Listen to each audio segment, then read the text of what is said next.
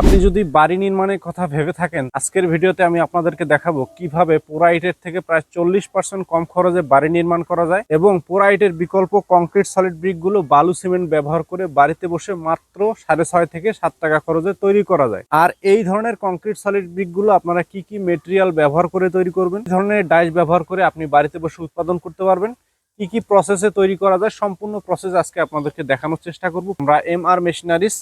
concrete হলো block এবং concrete solid ব্রিকের ডাইসগুলো তৈরি এবং বাজারজাত করে থাকি,